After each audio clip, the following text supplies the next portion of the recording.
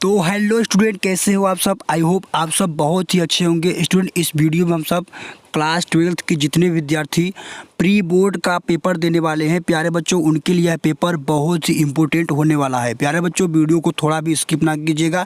यह पेपर सभी स्कूलों में आ रहा है और आपके स्कूल में भी 100% आएगा, तो वीडियो को शुरू से अंत तक जरूर देखिएगा। यहाँ पर देख सकते हैं कि पेपर जो है मेरे प्यारे बच्चों 346 GS कोड है। ठीक है, कोड को ध्यान रखिएगा। ये कोड आप सभी के बोर्ड एग्जाम यानी आप सभी के प्री बोर्ड में आ सकता है। ठीक है, तो मेरे प्यारे बच्चों पूरा 70 नंबर का होने वाला है। समय जो आप सभी को 3 घंटे 15 मिनट मिलेगा। ठीक है, तो प्यारे बच्चों यहाँ पर आइए फटाफट से हम सब क्वेश्चन पर आते हैं। पेपर मेरे प्यारे बच्चों बहुत ही इंपॉर्टेंट है आप सभी के लिए। यहाँ पर देखिए आप सभी का खंड अ है।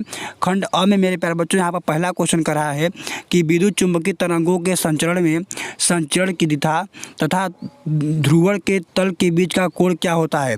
मेरे प्यारे बच्चों ये हो गया मेरे प्यारे बच्चों किसका, तरंगों के संचरण की दिशा। ये हो गया मेरे प्यारे बच्चों वैद्युत संचरण की दिशा, और ये हो गया ध्रुव संचरण की दिशा। ठीक है, तो मेरे प्यारे बच्चों जो तीनों का बीच का जो ये एंगल होता है, ये मेरे प्यारे बच्चों कितना होता है, 90 डिग्री होता है। तो ठीक है, तो इसका जो राइट है आंसर है मेरे प्यारे बच्चों क्या है, ऑप्शन नंबर सी है, 90 डिग्री होता है। ठीक है, अब यहाँ पर मेरे प्यारे बच्चों ख वाला क्वेश्चन है। ख वाला क्वेश्चन कर रहा है कि जब M1 तथा M2 द्रव्यमान के दो नाभिक परस्पर संलयित होकर M द्रव्यमान का नाभिक बनाते हैं तो ऊर्जा का उत्सर्जन होता है। इस प्रक्रिया में जो है मेरे प्यारे बच्चों इस प्रक्रिया में जो M1 होता है मेरे प्यारे बच्चों प्लस M2 जो होता है वो दोनों मिलाकर वो क्या होता है, वो बड़ा होता है M से। ठीक है, तो इसका जो राइट आंसर है मेरे प्यारे बच्चों ऑप्शन नंबर बी है, M1 प्लस M2 इस ब्रैकेट और इसके बाद क्या हो गया, M हो गया। ठीक है, ऑप्शन नंबर बी क्या है, इसका राइट आंसर है।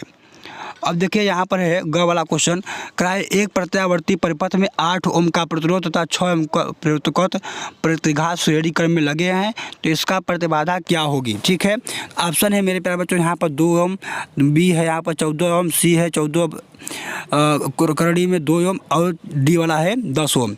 तो इसका जो राइट आंसर है मेरे प्यारे बच्चों प्रतिबाधा को जो होता है, तो इसका जो राइट आंसर है वो क्या आ जाएगा, 10 ओम। ठीक है, तो इसका प्रतिबाधा कितना होगा मेरे बच्चों, 10 ओम होगा। ठीक है, अब यहाँ पर मेरे बच्चों अगला क्वेश्चन है घ वाला कि निर्वात की वैद्युतशीलता का मात्रक होता है। ठीक है, तो मेरे प्यारे बच्चों निर्वात की वैद्युतशीलता का मात्रक जो होता है वो न्यूटन मीटर स्क्वायर अपान में कूलाम स्क्वायर होता है। ठीक है, तो इसका जो राइट है मेरे प्यारे बच्चों आंसर वो ऑप्शन नंबर ए है, न्यूटन मीटर स्क्वायर अपान में कूलाम स्क्वायर। ठीक है, मेरे प्यारे बच्चों अगला अंग वाला क्वेश्चन क्या कर रहा है कि न्यूनतम आवृत्ति की विद्युत चुंबकीय तरंग है। ऑप्शन है मेरे प्यारे बच्चों परावैगनिक किरणें, यक्ष किरणें, गामा किरणें या फिर सूक्ष्म तरंगे। तो मेरे प्यारे बच्चों जो न्यूनतम आवृत्ति की विद्युत चुंबकीय तरंग है वो कौन सा है, गामा किरणें है मेरे प्यारे बच्चों। गामा किरण का जो होता है वैद्युत चुंबकीय तरंग यानी जो आवृत्ति होता है मेरे प्यारे बच्चों वो बहुत क्या होता है, कम होता है यानी न्यूनतम होता है। ठीक है, यहाँ पर च वाला क्वेश्चन है कह रहा है कि अणुचुंबकीय पदार्थ की चुंबकीय प्रवृत्ति यक्ष या परम तथा ताप के सापेक्ष किस प्रकार बदलती है। ठीक है, किस प्रकार बदलती है, तो मेरे प्यारे बच्चों उसका जो परम ताप है वो मेरे प्यारे बच्चों बदलता नहीं है। इसका मतलब क्या होता है, वो नियत होता है। तो इसका जो राइट आंसर है मेरे प्यारे बच्चों क्या है, ऑप्शन नंबर सी है। ठीक है, अब यहाँ पर खंड ब स्टार्ट होता है। खंड ब में देखिए यहाँ पर खंड ब है। खंड ब में पहला क्वेश्चन क्या कर रहा है कि पूर्ण आंतरिक परिवर्तन से आप क्या समझते हैं, किरण आरेख बनाकर समझाइए। तो मेरे प्यारे बच्चों यहाँ पर क्या होता है, इस तरीके से एक माध्यम 1 होता है, यानी ये क्या होता है, ये मेरे प्यारे बच्चों क्या होता है यानी सघन माध्यम होता है ऊपर, और ये होता है विरल माध्यम। ठीक है, तो मेरे प्यारे बच्चों क्या होता है कि जब कोई प्रकाश की किरण सघन माध्यम से विरल माध्यम में आती है यानी सघन माध्यम से विरल माध्यम में आती है तो क्या होती है, यहाँ पर जो होता है वो क्या होता है, क्रांतिक कोण से अधिक कोण पर मुड़ जाती है। इसी को क्या कहते हैं, पूर्ण आंतरिक परिवर्तन कहते हैं। ठीक है, अगला क्वेश्चन यहाँ पर क्या है मेरे प्यारे बच्चों, समस्थानिक और संभारी के नाभिकों में अंतर बताइए।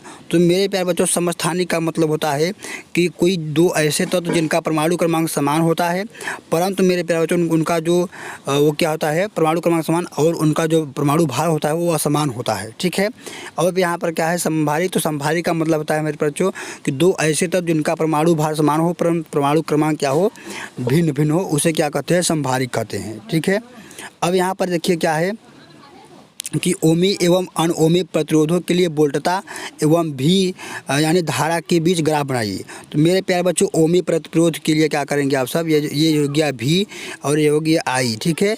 तो ओमी प्रतिरोध के लिए क्या होता है, ये बिल्कुल सीधा होता है, ठीक है। इस तरीके से ओमी प्रतिरोध का ग्राफ बनाएंगे। अनओमी परिपथ के लिए मेरे प्यारे बच्चों ये हो गया भी, ये हो गया यहाँ पर आई, और इसके लिए क्या है, इस तरीके से कर्व में इसका ग्राफ बनेगा, ठीक है। अब मेरे प्यारे बच्चों यहाँ पर न्यूमेरिकल है घ वाला, कराया एक चालक तार पर 2.4 × 10⁻18 कूलाम धनात्मक आवेश है, बताइए कि चालक पर कितने इलेक्ट्रॉन की अधिकता या कमी है। तो मेरे प्यारे बच्चों यहाँ पर Q बराबर यानी या फार्मूला लगाएंगे। यहाँ पर मेरे प्यारे बच्चों आप सभी को यहाँ पर n का मान दिया है और इसका करा है कि यानी अब Q का मान दिया है और n का मान पूछ रहा है, ठीक है। तो इस तरीके से मेरे प्यारे बच्चों यहाँ पर खंड 100 है।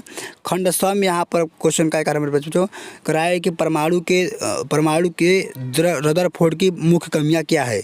तो मेरे प्यारे बच्चों इन्होंने क्या बताया था कि जो परमाणु होता है उसके बीच में क्या होते हैं, उसके बीच में क्या होता है कि ये त्रिभुजाकार होता है और ये गोलाकार होता है जी, ठीक है।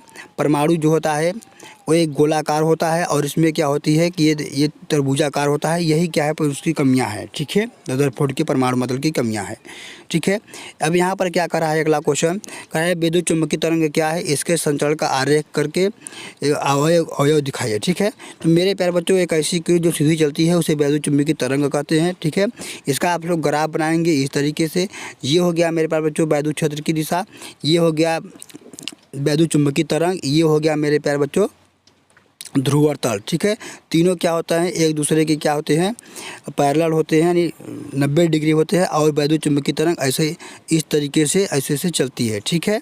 तो इसे हम लोग क्या करते हैं, इस तरीके से विद्युत चुम्बकीय तरंग का ग्राफ बनाएंगे यहाँ पर, ठीक है। अब यहाँ पर है मेरे प्यारे बच्चों खंड 2 है। खंड 2 में यहाँ पर पहला क्वेश्चन करा है कि गॉस के नियम का उपयोग करते हुए अनंत लंबाई का एक समान आवेशित सीधे तार के कारण उत्पन्न विद्युत क्षेत्र का सूत्र निकालिए, ठीक है। तो मेरे प्यारे बच्चों इसका डेरिवेशन हमारे चैनल पर पड़ा है, वहाँ से जाकर आप अच्छी तरीके से देख लीजिए, ठीक है। तो मेरे प्यारे बच्चों ये पूरा पेपर बहुत ही अच्छी तरीके से हल कराएंगे हम, ठीक है। यहाँ पर देखिए क्या करा है, ट्रांसफार्मर का सिद्धांत क्या है, ऊंचाई ट्रांसफार्मर का परिपथ चित्र बनाकर उसकी कार्यविधि समझाइए, ठीक है।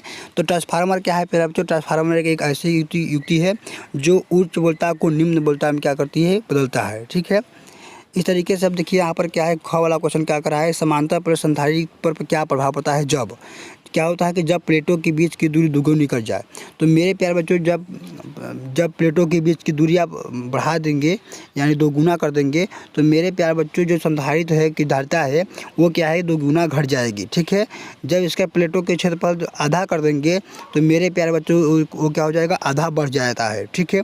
जब प्लेटों के बीच परावर्तनांक बढ़ देंगे तो मेरे प्यारे जब इसके प्लेटों के बीच में आप परावर्तनांक भर देंगे इस तरीके से तो इसकी जो विद्युत जो धारिता है वो क्या हो जाएगी, कम हो जाती है, ठीक है। इस तरीके से अगला क्वेश्चन क्या है, प्रकाश के व्यतिकरण और विवर्तन से क्या अभिप्राय है, व्यतिकरण के लिए निम्न शर्तें लिखिए, ठीक है। अगला क्वेश्चन यहाँ पर कि ह्यूस्टन सूत्र की संतुलन अवस्था में उसकी भुजाओं के संबंध में सूत्र स्थापित प्रतिरोधों के संबंध स्थापित कीजिए, ठीक है। इस तरीके से मेरे प्यारे बच्चों यहाँ पर खंड य में सबसे लॉन्ग वाला क्वेश्चन है। लॉन्ग वाला क्वेश्चन में यहाँ का करा है कि पीएन संधि डायोड तरंग दृष्टिकोण के रूप में कैसे प्रयोग किया जाता है, सरल परिपथ बनाकर इसकी कार्यविधि समझाइए, ठीक है।